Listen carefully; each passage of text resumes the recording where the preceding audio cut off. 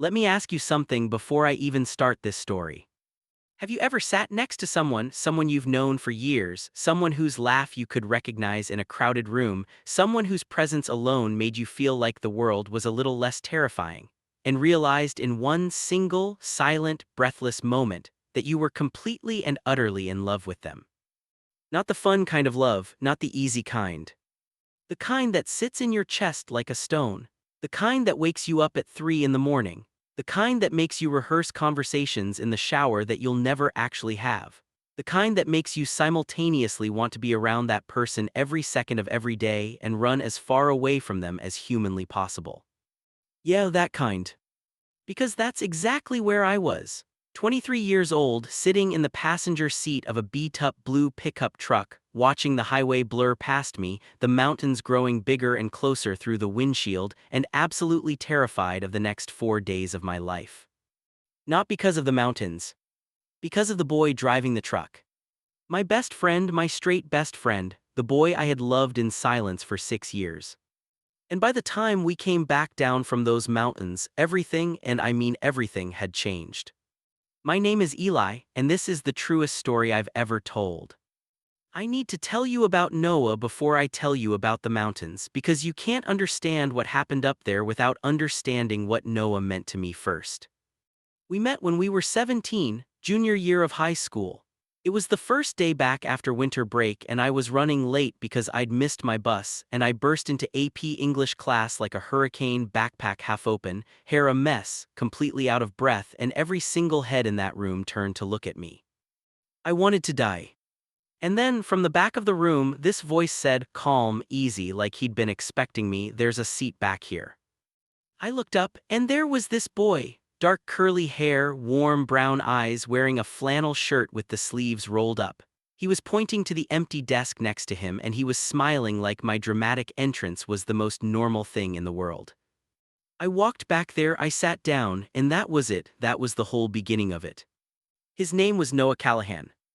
And within 3 months, he was my best friend. Within 6 months, he was the most important person in my life. And within a year, though I didn't fully understand it yet, didn't have the language for it, didn't know what to do with it, I was in love with him. Here's what you need to know about Noah. He was the kind of person who made everyone around him feel like they mattered. Not in a fake way, not in the way people perform kindness for an audience. Genuinely, quietly, consistently, Noah made you feel seen. He remembered things. If you mentioned your mom was sick, he'd ask about her 2 weeks later. If you were stressed about something, he'd show up with food without being asked. If you were struggling and trying to hide it, he'd sit with you in silence until you were ready to talk, and he never pushed, never pressured, just stayed. He stayed. That was Noah's whole thing, he stayed. And for me, a kid who had grown up feeling fundamentally wrong, fundamentally different, fundamentally like a secret that needed to be kept, someone who stayed felt like a miracle. I hadn't come out yet when we met. I hadn't come out to anyone. I barely understood it myself. I just knew that there was something about me that I kept carefully, carefully hidden from my parents, from my classmates, from the world. And the weight of that secret was something I carried every single day, like a backpack full of rocks that I'd gotten so used to that I'd almost forgotten it was there. Almost.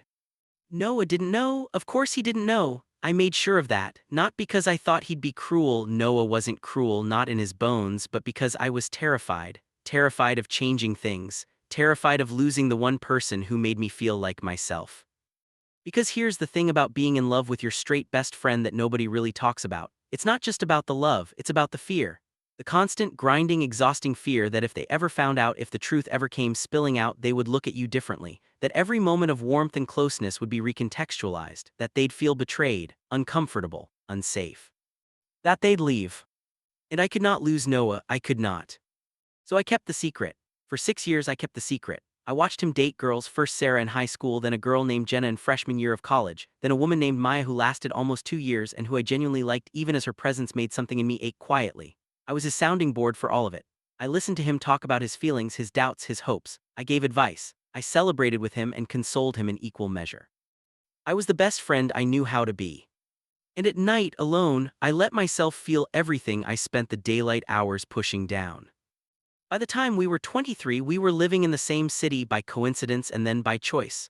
We'd both ended up in Portland after college, me working at a small design firm, him doing landscaping and dreaming about something bigger. We had a group of friends, a routine, a rhythm. We saw each other at least twice a week. We texted every day. We had 1,000 private jokes and 1,000 shared memories and the kind of shorthand that only comes from years and years of paying attention to another person. We were best friends, genuinely, deeply, completely best friends. And I was still in love with him.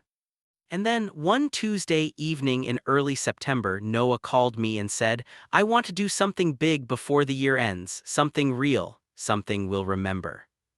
"Okay," I said. "I want to hike the enchantments." I looked it up while he was still talking.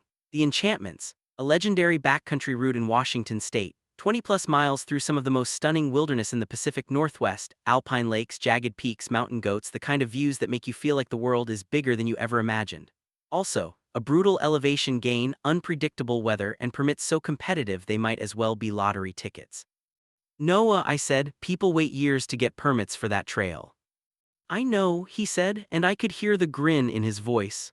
"That's why I applied 6 months ago. Eli, I got them. I got the permits. 4 days, just us, late September. What do you say?" What did I say? What could I say? I said yes. Of course I said yes. I always said yes to Noah. Not because I was weak, not because I couldn't say no. I'd said no to Noah plenty of times over the years. I said yes because a part of me, buried deep under all the fear and the careful management and the walls I'd built, a part of me was desperately, recklessly hungry for 4 days alone with him, with no distractions, no other people, nothing but wilderness and time. It was a dangerous thing to want. I wanted it anyway. The weeks leading up to the trip were a specific kind of torture. I told myself in the rational, reasonable part of my brain that it was just a hiking trip, just two friends, just the outdoors. Nothing was going to happen, nothing could happen because Noah was straight, because he was my best friend, because nothing like that ever happened in real life, not to people like me. But the other part of my brain, the part that had been in love with Noah Callahan for 6 years, that part was doing something much more dangerous. It was hopping. I know how that sounds. I'd spent 6 years being so careful, so disciplined, so ruthlessly practical about the situation. I'd never let myself hope, not really, because hope was the thing that could break you. Hope was the gap between what you wanted and what was real, and staring into that gap for too long could swallow you whole. But something about this trip cracked something open in me. Maybe it was the isolation of it, 4 days, just us, no exits, no escapes. Maybe it was the timing. I'd been doing a lot of thinking that year, a lot of quiet reckoning with who I was and what I wanted from my life, whether I was living truthfully or just safely. Maybe it was that I was tired. 6 years is a long time to carry something heavy, and I was 23 years old and tired in a way that had nothing to do with sleep. I had also, about 2 months before the trip, finally started going to therapy. My therapist's name was Dr. Reyes. She was small and sharp-eyed, and she had this way of asking questions that made you feel like she'd already seen the answer and was just waiting patiently for you to catch up. In our sessions, we'd been talking about authenticity, about the cost of silence, about what it means to love someone while hiding from them. "You've been managing this for a long time," she said to me about 3 weeks before the trip. "Yeah," I said. "What do you think would happen if you stopped managing it?" I stared at the wall. "I don't know." "What are you most afraid of?" I thought about it for a long time, and then I said the truest thing I'd said out loud in years.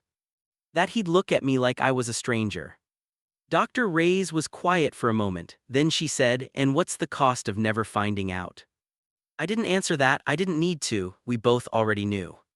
I packed my hiking gear the night before we left. I was meticulous about it: weight distribution, layers, food, first aid kit, sleeping bag rated for cold temperatures. I packed all the practical things with great care. What I couldn't pack, what I couldn't plan for, was the thing I was carrying that had no weight and all the weight in the world. Noah picked me up at 5 in the morning. It was dark and cold, and he was obscenely cheerful for that hour, handing me a coffee through the window before I'd even fully gotten in the truck, talking about the route and the weather forecast and this podcast he'd listened to about the geology of the Cascades. I wrapped my hands around the cup and let his voice wash over me and thought, 4 days. I just have to survive 4 days. The drive from Portland to the Enchantments trailhead is about 4 hours. We talked the whole way. We always talked, Noah and I. That was one of our things. The conversation never ran dry, but there was something different in me that morning. A kind of hyper-awareness. I noticed everything. The way he drummed his fingers on the steering wheel. The way he laughed at his own jokes a half second before the punchline. The way he kept glancing over at me when he said something he was proud of, checking to see if I'd gotten it if I was with him. I was always with him. God, I was so with him. We hit the trailhead just after 9. The morning was crisp and cool, the kind of September air that smells like pine and cold water and the particular sweetness of summer ending. We shouldered our packs. Mine was 40 pounds, Noah's was 45 because he'd insisted on carrying more of the shared gear, and we signed in at the permit station and then we started walking. And just like that, the world shrank down to this: 2 people, 2 packs, and a mountain that didn't care about either of our feelings. The enchantment's route starts deceptively gentle. The first few miles are through dense forest, big conifers, soft trail, dappled light. It lulls you. It makes you feel capable and good, and like maybe all those people who said this trail was brutally hard were just being dramatic. They were not being dramatic. The trail rises sharply once you clear the forest, switchbacking up rocky terrain toward the first of the alpine lakes. The elevation gain in the first few miles is significant, and within an hour I was breathing hard and sweating despite the cold air and deeply regretting the extra snacks I'd packed. Noah, naturally, was fine. Noah was always fine. He was one of those infuriatingly capable physical humans who could hike uphill while holding a conversation without any apparent cardiopulmonary distress. He kept pace with me carefully, slowing when I slowed, stopping when I needed water, never making me feel bad about it even once. "How you doing back there?" he called from about 10 feet ahead. "Fantastic," I said through slightly labored breathing. "Never better, this is my peak physical form." He laughed. "You want to stop for a minute?" "I want to stop for a week, but no, keep going." He fell back to walk beside me. The trail was wide enough here. We walked in comfortable silence for a while, which was something I'd always loved about Noah. The silence was never awkward, never pressured, just a thing you could rest in. "I'm glad we're doing this," he said after a while. "Yes." "Yeah," he paused. "I feel like this year has been, I don't know, heavy, like there's been a lot of noise and I just needed to get somewhere quiet." I looked at him sideways. "Heavy how?" He made a vague gesture. "Everything with Maya ending, my dad being sick, just a lot of the things I thought I knew about my life not really looking the way I thought they would." He shook his head slightly like he was shaking something off. "I needed to think, and I think better when I'm moving." "Me too," I said. We looked at each other briefly. There was something in his expression I couldn't quite read, something more open than usual, more searching, and I felt that familiar clench in my chest, that mix of longing and fear that I'd gotten so practiced at managing. I looked back at the trail. "Well," I said, "the mountains are definitely quiet." "Exactly," he said, and he smiled. We made it to our first campsite, a flat stretch of earth near a crystalline lake at around 6,000 feet by early afternoon. The setting was almost aggressively beautiful. Still blue water reflecting peaks that still held patches of snow, wildflowers in the last gasp of their season, the silence so complete you could hear your own heartbeat. We set up camp with the efficiency of 2 people who'd camped together before, moving around each other easily, each knowing what the other was doing without needing to talk about it. Noah put up the tent while I handled the camp stove. We ate an early dinner, dehydrated pasta that tasted in that cold, clean air and with that level of hunger genuinely incredible, and then we sat on a flat rock by the water and watched the sun go down. And I thought, this is it. This is the thing I was afraid of and hungry for in equal measure, this specific quality of light and silence and closeness, this moment right here. Noah was quiet beside me, turning something over in his mind. I could tell. He had a way of going still when he was thinking. Most people got restless, fidgety, but Noah got still, like the thinking was something physical that required his full body's cooperation. "Can I tell you something?" he said eventually. "Always," I said. "I've been doing a lot of thinking this year about who I am, about what I want." He paused. "About some stuff I've never really talked about." My heart rate, which had just recovered from the climb, did something complicated. "Okay," I said, carefully neutral. He picked up a small flat stone and turned it over in his hands. "Do you ever feel like there are parts of yourself that I don't know how to say this, that you've been keeping really quiet, not hiding exactly, just not talking about?" The irony of him asking me this, of all people in this moment, the absolute specific irony of it was so immense that I almost laughed. Almost. Instead I said very calmly, "Yeah, I know that feeling." How do you deal with it? I thought about Dr. Ray's, about the word authenticity, about the cost of silence. You start small, I said. You say one true thing and then you see what happens. Noah was quiet for a long moment. He turned the stone over again. I'm working on that, he said finally. And then he skipped the stone across the lake and it bounced 3 times before sinking and he said, 3, that's a record. And the moment shifted, softened, became lighter, and I exhaled slowly into the cold mountain air. One true thing at a time. We went to bed early. The tent was small, a 2-person backpacking tent, which means exactly as much space as 2 people need and no more, and in the dark and cold of a mountain night, the closeness of it was something I had to consciously not think about. I lay in my sleeping bag and listened to Noah's breathing slow and deepen into sleep, and I stared at the nylon ceiling of the tent, and I thought about what he'd said. Parts of himself keeping quiet, not hiding exactly. I didn't know what to do with that. I fell asleep still trying to figure it out. Day 2 was harder. The trail climbed steeply through the lower enchantments, a series of alpine lakes linked by rocky, rugged terrain. There were sections where trail was a generous word for what we were navigating, more like a series of suggestions marked with cairns, threading through boulder fields and across slabs of exposed granite. The sky had gone from the perfect blue of the first day to something more complex, clouds building in the west, the air carrying a subtle electric quality that hinted at weather. Should we be worried about that? I asked, nodding toward the clouds. Noah studied them with the practiced eye of someone who'd spent a lot of time outdoors. Not yet, we've got a window, let's make the most of it. We pushed hard that morning, covering ground, and there was something clarifying about physical effort of that magnitude. The way your brain simplifies when your body is working hard, the way the noise falls away and you're left with just the immediate. Next step, next breath, next cairn.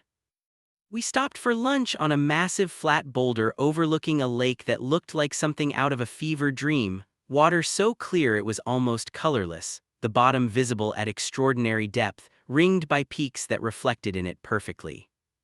Noah pulled out our lunch supplies, cheese, crackers, trail mix, some sad-looking dried apricots, and we ate in the vast quiet of the wilderness. I want to ask you something, Noah said. He wasn't looking at me, he was looking at the lake. Okay. And I want you to be honest, like actually honest, not the version of honest where you tell me what you think I want to hear. Something tightened in my chest. I'm always honest with you. He turned to look at me then, and his expression was serious, more serious than casual lunch on a boulder warranted. Are you? He said. The question landed differently than I expected, not accusatory, not aggressive, just genuine, like he really wanted to know. What are you asking me, Noah? He looked back at the lake, took a long breath. I've known you for 6 years, he said. 6 years, and you're my best friend. You're the most important person in my life, I think, like if I'm being real about it. He stopped, started again. And I feel like I know you really well, like I could tell you your coffee order and your greatest fear and the thing you do with your hands when you're nervous. I know you. But, I said quietly. But I also feel like there's this room, in you, this whole room I've never been let into, and I've never pushed because I figured you'd open the door when you were ready. He paused. I'm not pushing now either, I want you to know the door has always been open from my side, whatever's in that room, whatever it is. The mountains were very quiet around us. I could hear my own breathing, could feel the solid rock under me, the cold air on my face, the specific weight and texture of this moment pressing down on me from all directions. Whatever's in that room. 6 years of management, of careful distance, of keeping the door shut.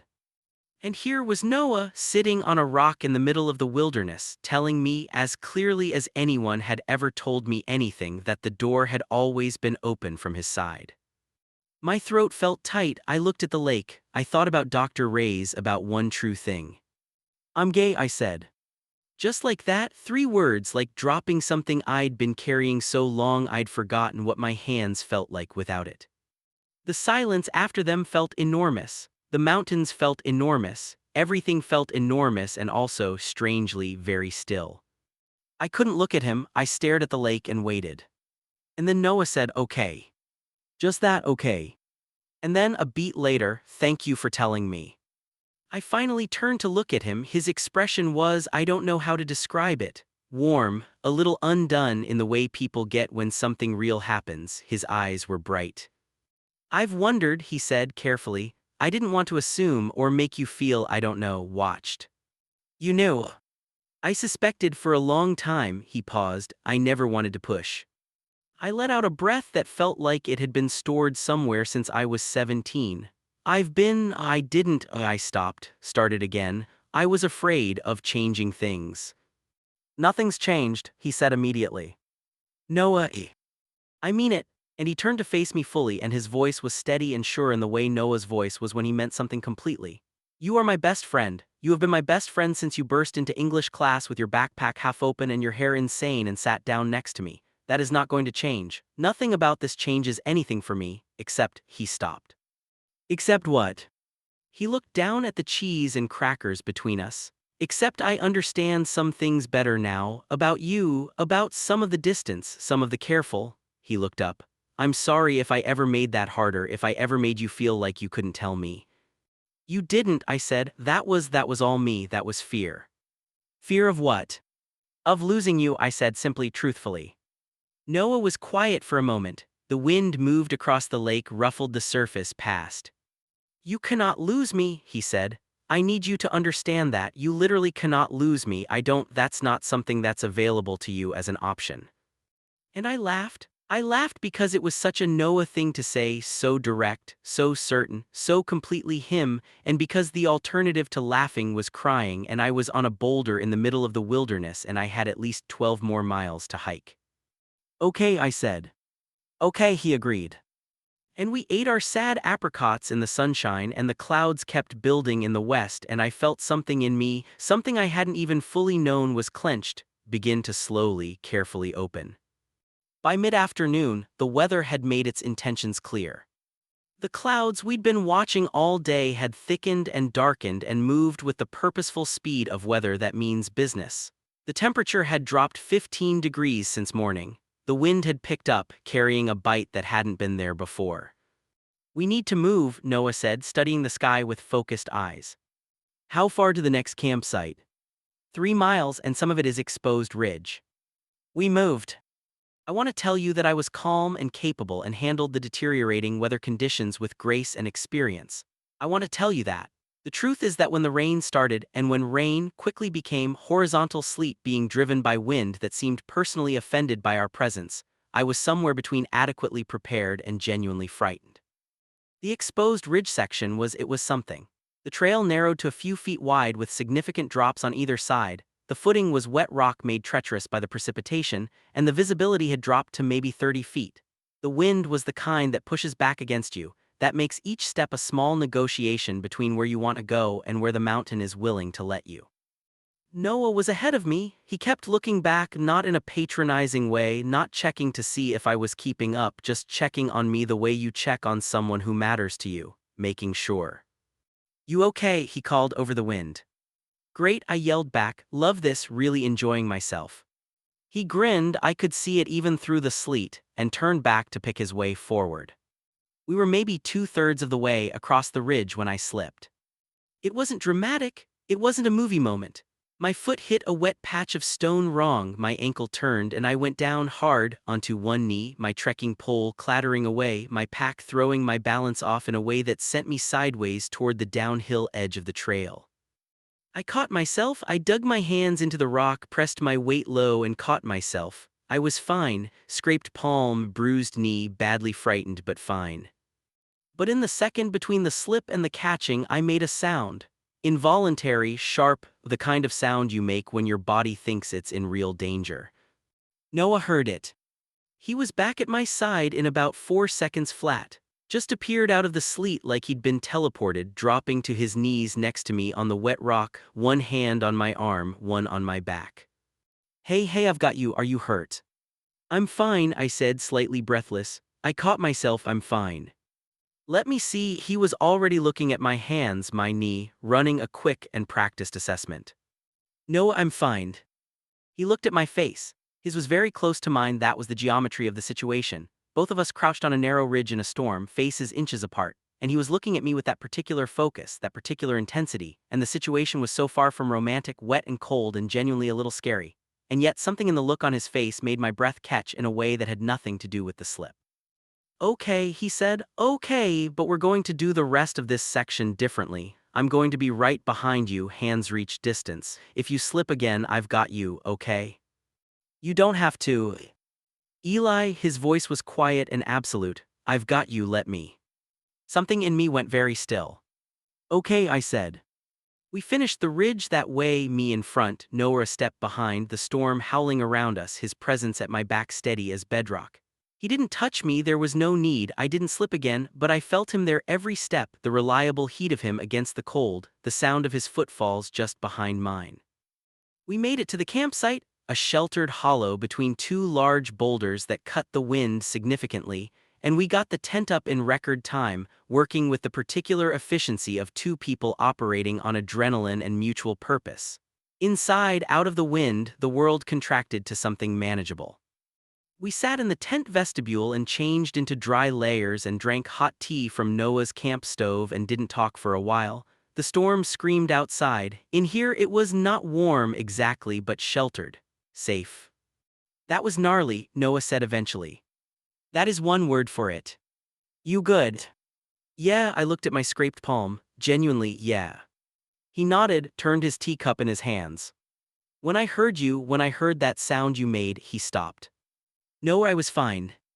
I know you were fine, but in that half second before I saw, he shook his head. I don't know, my whole body just moved, before I even thought about it, just moved toward you. I didn't say anything.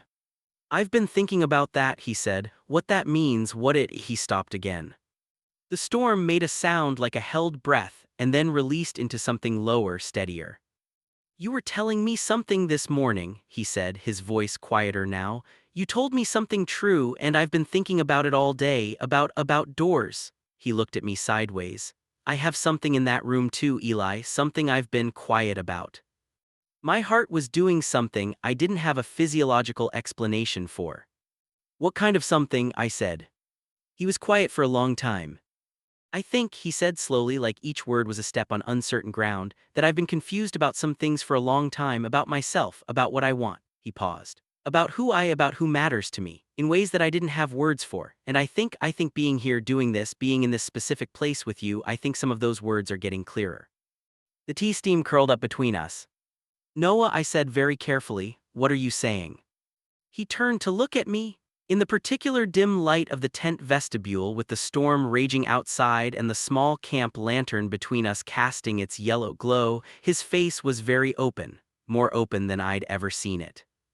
I don't know yet, he said. I'm not sure of all of it yet, but I wanted you to know that I'm figuring something out, and I wanted to be honest with you because you were honest with me. I held very, very still. Okay, I said. Okay, he repeated.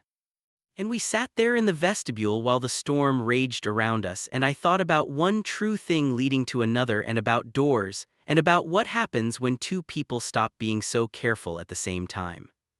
The storm quieted around midnight. I know this because I was awake for it. I'd been lying in my sleeping bag for hours, not sleeping, listening to the rain lighten and the wind ease, and thinking about what Noah had said, and turning it over and over in my mind with the careful, compulsive attention of someone trying to make sure they haven't misunderstood something important. I'm figuring something out. What did that mean? What did it actually mean? I'd spent 6 years building a structure inside myself designed to protect against hope, against reading things into looks and silences and moments of closeness that weren't actually there. I'd built that structure carefully, and it had served me well, and I was not going to dismantle it in a tent on a mountainside based on ambiguous words in an emotional situation.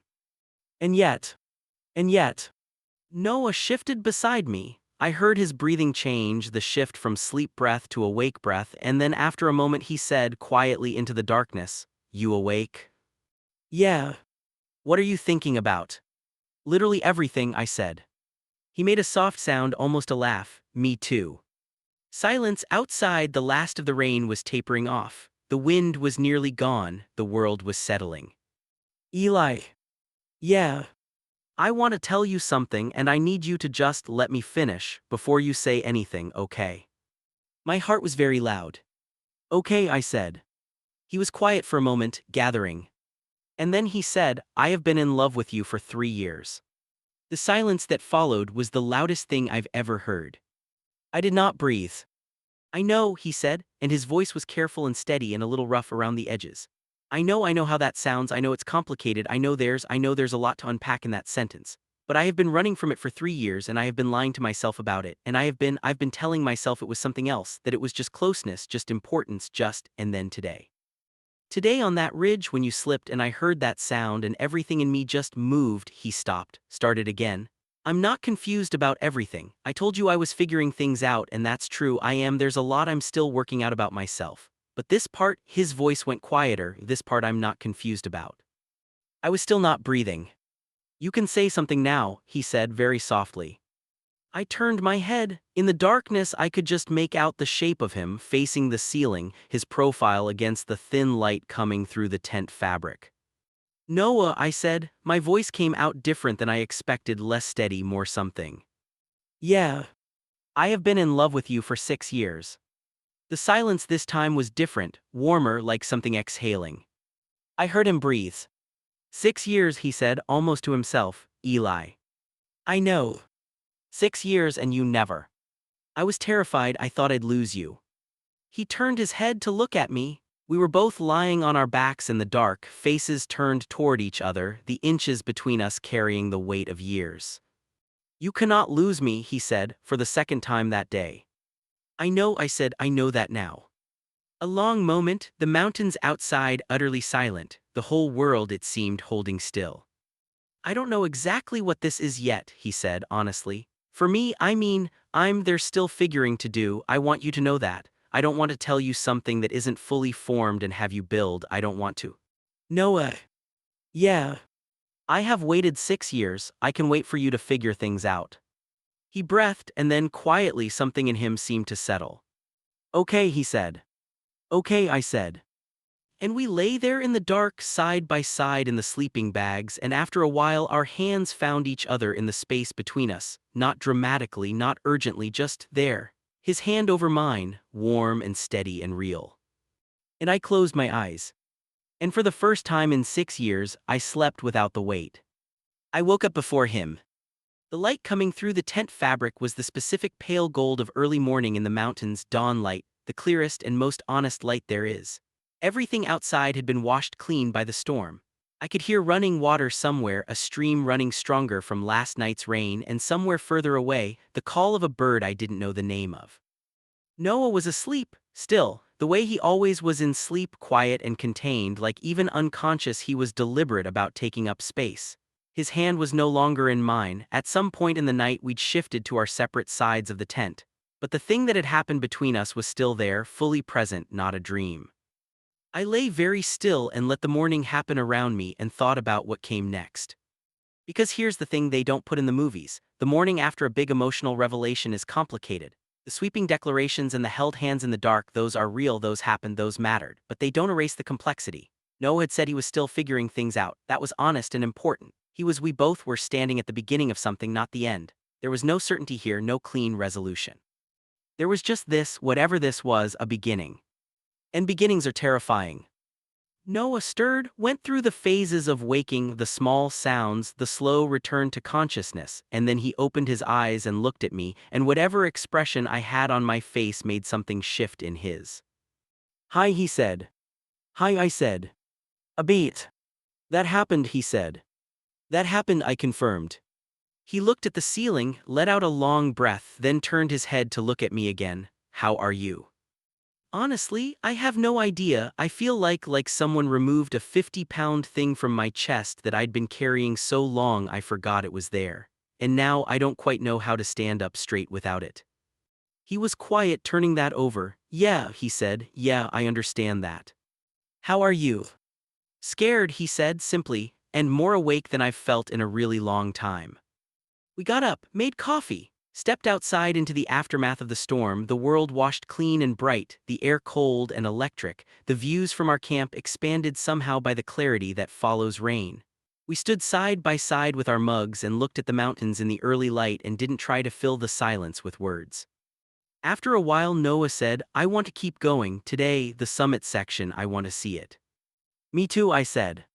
And I want to talk more, when we're moving, it's easier for me. I know, I said, because I did know. I knew everything about how Noah worked, how he thought, how he needed to move through things. 6 years of paying attention. And Eli. I looked at him. Whatever this is, whatever we're figuring out, I need you to know that you are not going to lose me. No matter what the figuring out looks like, no matter where it goes, you are the most important thing, okay? That doesn't change. The rest of it, we figure out the rest of it together. I held his gaze. The morning light was on his face, the mountains were enormous behind him, and he was just Noah. The same person he'd been at 17 on the back row of English class, the same person who'd shown up with food when I was stressed, and who remembered every small thing and who had apparently been carrying his own heavy thing for 3 years. Together, I said. He nodded. Together. We drank our coffee, we packed up camp, and then we started climbing. The third day took us through the upper enchantments and toward the highest point of the route, and it was, I want to be honest about this, one of the most physically demanding things I have ever done.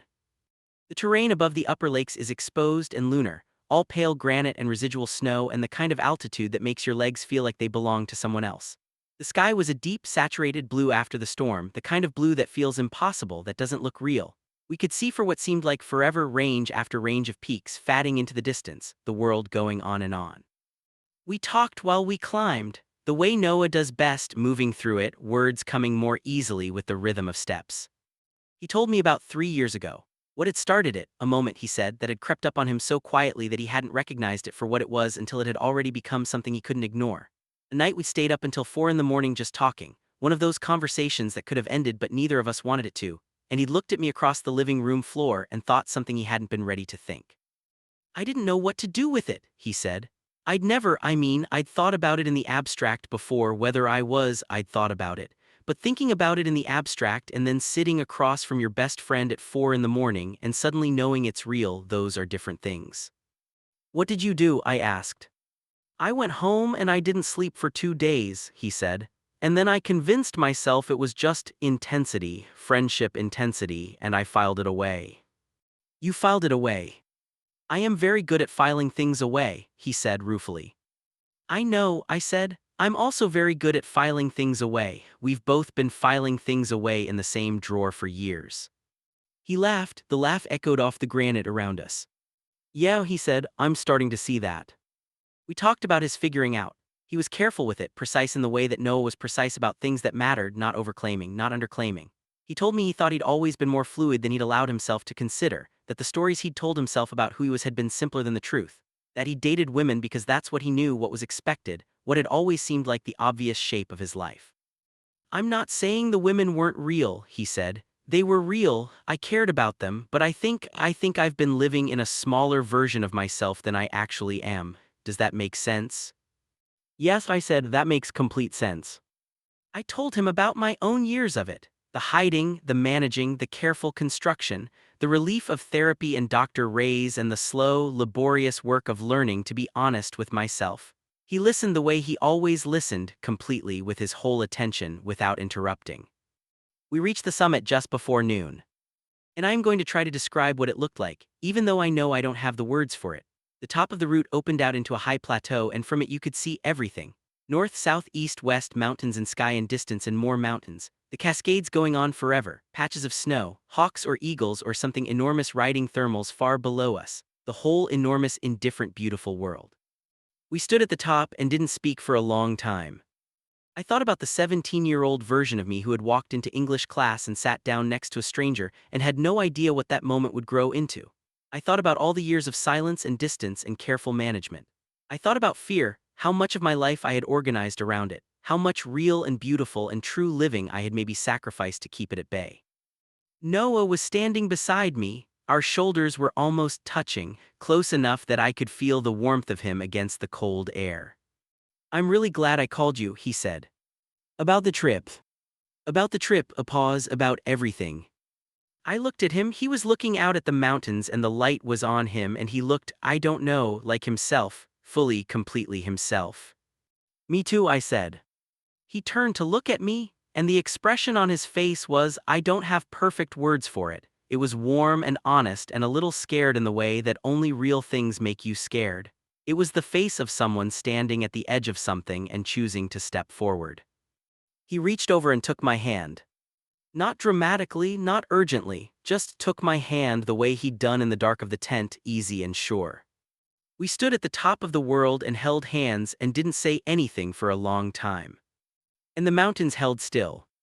And so did I. The descent takes longer than you expect.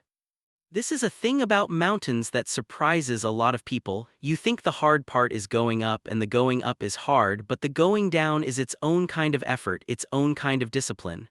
Your knees feel it. Your balance is different. You have to pay attention in different ways. We took our time. We'd said the big things, we'd made the big revelations in the dark and on the summit. Now we were in the quieter, stranger, more complicated territory of after. What this actually meant. What we were going to do. How you build something new between two people without breaking what already exists. We talked about it, not constantly. We also walked in silence in the comfortable, settled way of people who have known each other for years, but we returned to it, circling, the way you circle something you're still learning the shape of.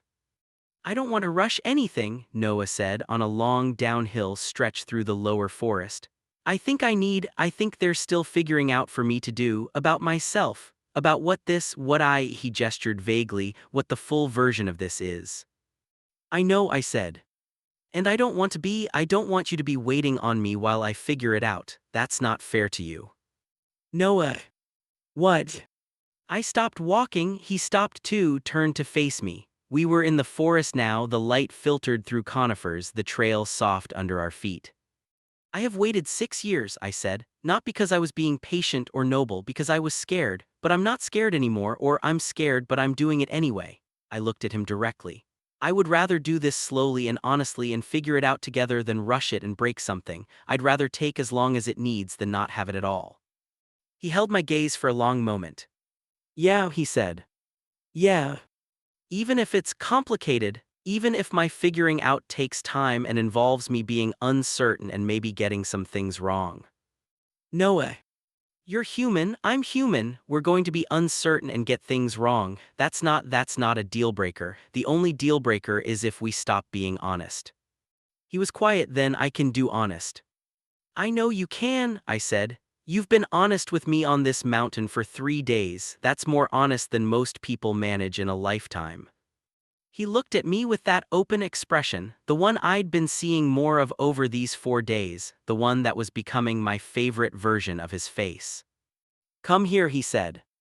And he hugged me, simple, straightforward, a full hug, arms around me, his chin on my shoulder, real and warm and solid. Not romantic, not a declaration, just a hug between two people who had finally, fully stopped pretending.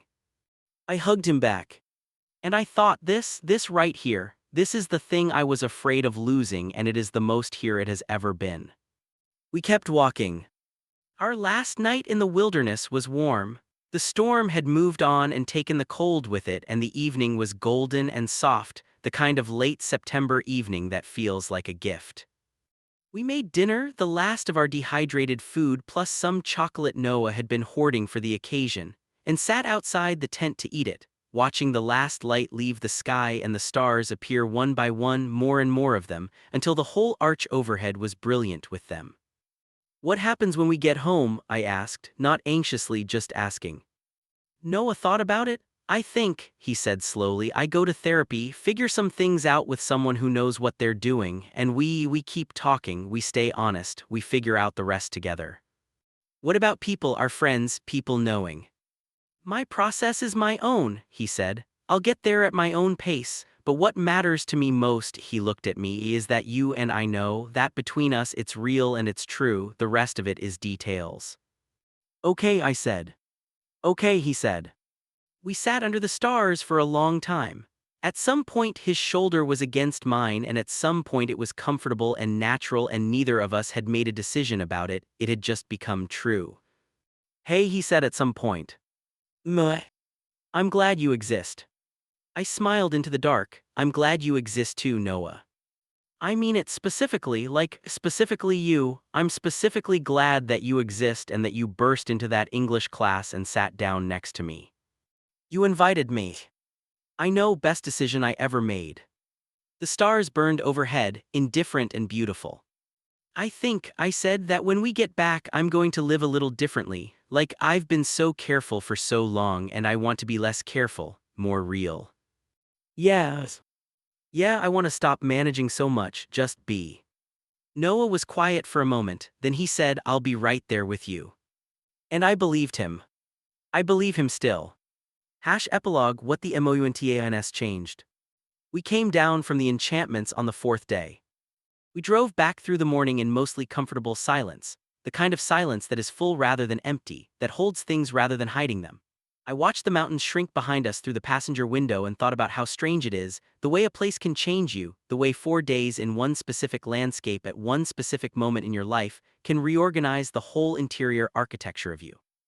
I want to tell you what happened after. Not in full detail, some of it is private, some of it is still unfolding, some of it belongs to Noah in ways that aren't mine to share. But I want to tell you some of it because I think endings matter and because I started this story by promising you the truth. Noah did go to therapy, started about a month after the trip. He found a therapist he trusted and began the work of understanding himself more fully, more honestly, with the courage that I had always known was in him even when he didn't. He came out to me properly with words and clarity and without the qualifying uncertainty of the mountain about 2 months later, sitting in my apartment on my couch with takeout between us in the most ordinary setting imaginable. He told me he was bisexual. He said the word carefully, like trying on a coat that fit better than he'd expected. He said it and looked at me and I said, I know, and I'm so glad you know too. And he laughed and we ate our takeout and the world didn't end and the sky didn't fall and everything was fine and more than fine. He told a few other people over the months that followed. His sister first, who cried happy tears, his closest friends, eventually, carefully, his parents. The world met it with a range of responses, mostly love, some confusion, occasional complications, and Noah moved through it with the steady, particular courage that had always been his. What happened between us romantically, I'll tell you this, it was slow and it was careful and it was real. We didn't rush. We honored the friendship first always because the friendship was the foundation and foundations have to hold. We talked constantly, honestly, with the particular rawness that had opened up on the mountain and that neither of us closed back up. And somewhere in those months, gradually, in the way that real things happen gradually, we became something more, quietly, without announcement, just real. I won't perform the details of it for you, but I'll tell you this, it is the best thing in my life. Not despite the 6 years of fear and silence, but partly because of them, because I know what it costs to carry that, and I know what it feels like to set it down, and I will never take the setting down for granted. I still see Dr. Ray's. We talk now about different things, about what it looks like to live openly, about joy, about the future.